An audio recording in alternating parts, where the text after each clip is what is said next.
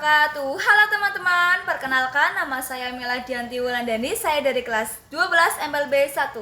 Di sini saya akan memaparkan materi mengenai pengelolaan arsip dan kearsipan, serta pentingnya menjaga arsip agar arsip itu tidak hilang, rusak, dan disalahgunakan. Jadi simak videonya di sini. Pengertian arsip. Arsip adalah catatan, record, atau warkat yang ditulis, dicetak, atau ditik dalam bentuk huruf, angka, atau gambar yang mempunyai arti atau tujuan tertentu sebagai bahan komunikasi dan informasi yang terekam pada berbagai media. Media yang digunakan sebagai arsip adalah kertas, kertas film, media komputer, dan lain sebagainya. Yang selanjutnya yaitu pengertian kearsipan. Kearsipan adalah suatu proses mulai dari penciptaan, penerimaan, pengumpulan, pengaturan, pengendalian, pemeliharaan, perawatan, hingga penyimpanan arsip atau warkat menurut sistem tertentu. Kegiatan kearsipan untuk menyelamatkan arsip yang berisi informasi penting dan menjadi bukti pertanggungjawaban yang autentik baik dari fisik maupun isi. Yang selanjutnya yaitu jenis-jenis arsip. Yang pertama, arsip berdasarkan bentuk fisik, yaitu yang meliputi arsip lembaran dan arsip non-lembaran. Arsip lembaran yaitu arsip berbentuk lembaran kertas seperti surat, kwitansi, faktur, dan foto. Arsip non-lembaran yaitu arsip yang tidak berbentuk kertas, misalnya disket, flash disk, mikrofilm, dan kaset. Yang kedua ada arsip berdasarkan isi masalah, yang meliputi arsip keuangan, berisi dokumen tentang keuangan seperti kwitansi, cek, giro, dan kartu kredit. Yang selanjutnya ada arsip inventaris, arsip yang berisi data barang atau aset milik organisasi. Arsip personal, berisi data dan dokumen tentang pegawai.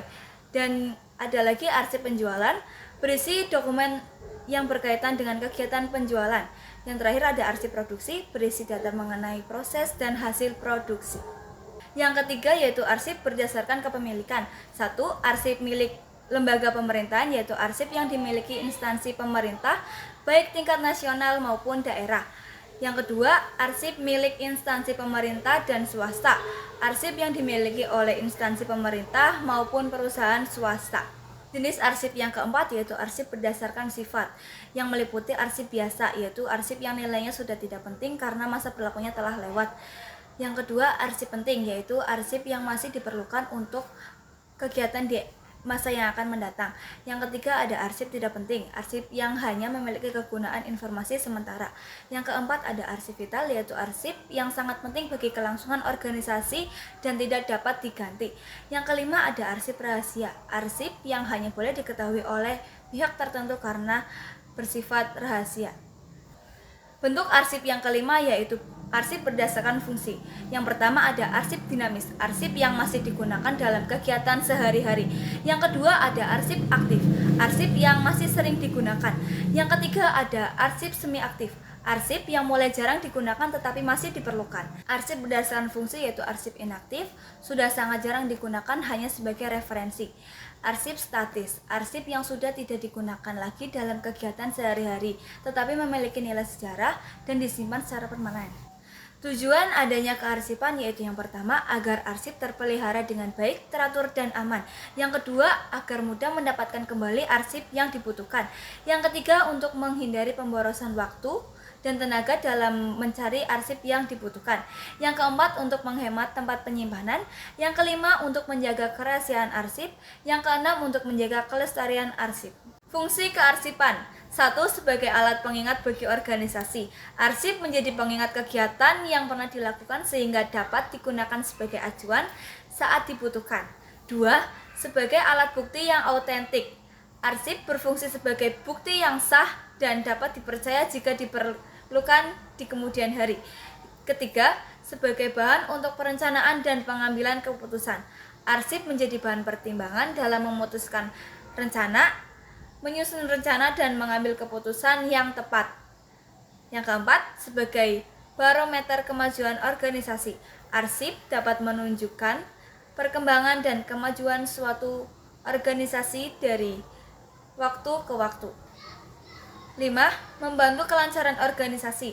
Arsip membantu pekerjaan berjalan lebih lancar serta mencegah berulangnya kesalahan yang sama. 6. Sebagai bahan dokumentasi. Arsip menjadi bagian dari dokumentasi yang menyimpan informasi dan bukti secara akurat. Berikut yaitu fungsi dari kearsipan. Nah, teman-teman tahu nggak sih pentingnya pengelolaan arsip yang baik itu kayak apa?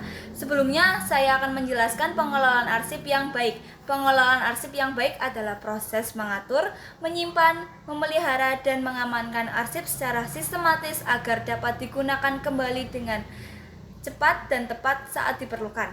Arsip yang dikelola dengan baik akan mendukung kelancaran kegiatan administrasi di sekolah, kantor, maupun organisasi. Yang selanjutnya yaitu manfaat pengelolaan arsip yang baik dan benar. Yang pertama, memudahkan pencarian dokumen sehingga pekerjaan menjadi lebih cepat. Yang kedua, menjaga arsip agar tidak hilang, rusak, atau disalahgunakan. Yang ketiga, menjamin informasi dalam arsip tetap lengkap dan dapat dipercaya. Sekian penjelasan dari saya mengenai pengelolaan arsip dan kearsipan.